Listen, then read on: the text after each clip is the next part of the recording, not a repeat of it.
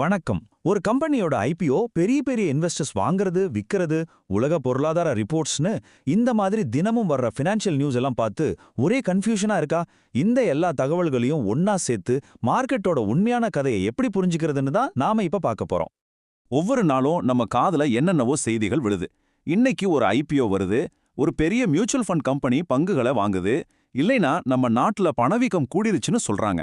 இதெல்லாம் தனித்தனியா கேட்கும்போது ஒரே இரைச்சலா இருக்கும். இந்த சத்தத்துக்கு நடுவுல மார்க்கெட் உண்மையில என்ன சொல்ல வருதுன்னு கண்டுபிடிக்கிறது எப்படி? அதுதான் இங்க இருக்கிற பெரிய கேள்வி. சரி, இந்த இரைச்சல எப்படி ஒரு முழு கதையா மாத்துறதுன்னு பார்க்கலாம். நம்மளோட பயணம் முதல்ல ஒரு சின்ன கம்பெனியோட ஐபிஓல இருந்து ஆரம்பிக்கும். அப்புறம் மார்க்கெட்ல இருக்கிற பெரிய திமிங்கலங்கள், அதாவது பெரிய இன்வெஸ்டர்ஸ் என்ன பண்றாங்கன்னு கவனிப்போம். அதுக்கப்புறம் இன்னொரு படி மேல போய் ஒட்டுமொத்த உலக பொருளாதாரம் என்ன சொல்லுதுன்னு பார்ப்போம். கடைசியா இந்த எல்லா புள்ளிகளையும் இணைச்சு ஒரு தெளிவான முடிவுக்கு எப்படி வரதுன்னு தெரிஞ்சுக்கலாம். வாங்க, நம்மளோட ஸ்டாப் ரொம்ப ரொம்ப சின்ன அளவுல இருந்து, அதாவது மைக்ரோ லெவல்ல இருந்து ஆரம்பிக்கலாம். இங்க நம்ம பார்க்க போறது Amba auto sales and services அப்படிங்கிற ஒரே ஒரு கம்பெனி முறையா பங்குச்சந்தைக்கு வர்ற ஐபிஓவை பத்தி தான். இது ஒரு சின்ன கதையோட ஆரம்பம். ஐபிஓ சந்தா இல்லனா சப்ஸ்கிரிப்ஷன்னா என்ன? ரொம்ப சிம்பிள். ஒரு புது ஃபோன் லான்ச் ஆகும்போது ப்ரீ புக் பண்ற மாதிரி தான் இதுவும். ஒரு கம்பெனி 100 பங்குகளை விக்குதுன்னா அதை வாங்க எத்தனை பேர் அப்ளை பண்றாங்கன்றது தான் சந்தா. 100 பங்குகளுக்கு 200 பேர் அப்ளை பண்ணா சந்தா 2 மடங்குன்னு அர்த்தம். எவ்வளோ அதிகமா சந்தா ஆகுதோ அந்த பங்கு மேல அந்த அளவுக்கு ஆர்வம் இருக்குன்னு நம்ம புரிஞ்சுக்கலாம். இப்போ அம்பா ஆட்டோவோட முதல் நாள் சப்ஸ்கிரிப்ஷன் நிலவரத்தை பாருங்க. இதுல 3 டைப் இன்வெஸ்டர்ஸ் இருக்காங்க. QIBனா மியூச்சுவல் ஃபண்ட்ஸ் மாதிரி பெரிய நிறுவனங்கள். NIIனா கோடீஸ்வரங்க மாதிரி ரொம்ப பணம் வச்சிருக்கிறவங்க. மூணாவதா என்ன மாதிரி இருக்கிற ரீட்டைல் இன்வெஸ்டர்ஸ். முதல் நாள்ல பாத்தீங்கன்னா 3 கேட்டகரியிலுமே நம்பர்ஸ் ரொம்ப ரொம்ப கம்மியா இருக்கு. ஆக இந்த நம்பர் தான் ரொம்ப முக்கியம். 0.13 மடங்கு. அப்படின்னா என்ன அர்த்தம்? சிம்பிளா சொல்லணும்னா அவங்க விற்க வந்த 100 பங்குல வெறும் 13 பங்குகளுக்கு மட்டும்தான் ஆள் வந்திருக்காங்க. இது ஆரம்பத்திலேயே தேவை ரொம்ப கம்மியா இருக்குன்னு காட்டுது. இந்த ஐபிஓல பங்குகள் யாருக்கெல்லாம் ஒதுக்கப்பட்டிருக்குன்னு பாருங்க. கிட்டத்தட்ட பாதி பங்குகள் பெரிய பணக்காரங்களுக்கும், NII ஒரு 38% நம்மள மாதிரி ரீட்டைல் இன்வெஸ்டர்ஸ்க்கும் ஒதுக்கியிருக்காங்க. ஆனா பெரிய நிறுவனங்களுக்கு, அதாவது QIBக்கு வெறும் 10% தான். இதுல இருந்து நமக்கு என்ன தெரியுது? இந்த ஐபிஓ முக்கியமா தனிநபர் முதலீட்டாளர்களை நம்பிதான் வந்திருக்கு. சரி, ஒரு சின்ன மீனோட கதையை பார்த்துட்டோம். இப்போ மார்க்கெட்டுங்கிற பெரிய கடல்ல இருக்கிற திமிங்கலங்கள், அதாவது ரொம்ப பெரிய பிளேயர்ஸ் என்ன பண்ணிக்கிட்டு இருந்தாங்கன்னு பார்க்கலாமா? வாங்க அடுத்த கட்டத்துக்கு போலாம். பல்க் டீல்னா என்ன? ஒரு கம்பெனியோட மொத்த பங்குகள்ல 0.5%க்கும் அதிகமா ஒரே ட்ரேட்ல கைமாறுச்சுன்னா அதுக்கு பேரு தான் பல்க் டீல். சொல்லப்போனா இது மார்க்கெட்டோட பெரிய திமிங்கலங்கள் எந்த பக்கம் நீந்துதுன்னு காட்டுற ஒரு சூப்பரான சிக்னல். அவங்கள ஃபாலோ பண்றது ஒரு துப்பு துளக்குற மாதிரி தான். இங்க பாருங்க, இது ஒரு நிஜமான bulk deal. Goldman socks Pfizer கம்பெனியோட 4 லட்சத்துக்கும் அதிகமான பங்குகளை ICICI மியூச்சுவல் ஃபண்டுக்கு வித்திருக்கு. ஒரு பங்கோட விலை 4700 ரூபாய்னா இந்த ஒரே ஒரு ட்ரேடோட மதிப்பு மட்டுமே கிட்டத்தட்ட 200 கோடி ரூபாய். இதுதான் பெரிய திமிங்கலங்களோட விளையாட்டு.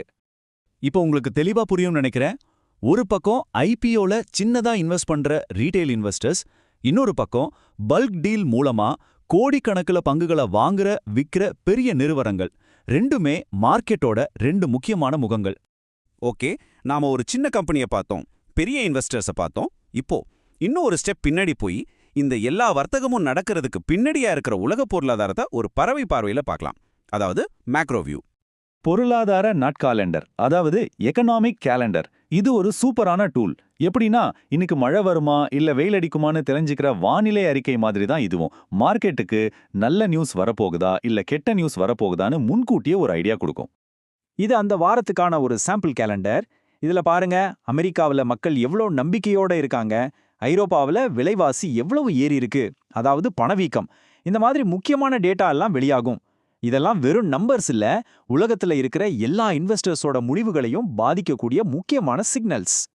இங்க பாருங்க, ஒரு பொருளாதார சர்ப்ரைஸ்னா என்னன்னு புரியும். ஜெர்மனியோட நுகர்வோர் நம்பிக்கை குறியீடு எக்ஸ்பர்ட்ஸ் எல்லாரும் -29.5 இருக்கும்னு கணிச்சாங்க. ஆனா உண்மையில வந்தது -33.3. அதாவது எதிர்பார்த்ததை விட நிலைமை ரொம்ப மோசம். இந்த மாதிரி சர்ப்ரைஸ் தான் மார்க்கெட்ல திடீர்னு பெரிய ஏற்ற இலக்கங்களை உருவாக்கும். இது வரைக்கும் நாம தனித்தனியா 3 விஷயங்களை பார்த்தோம் இல்லையா?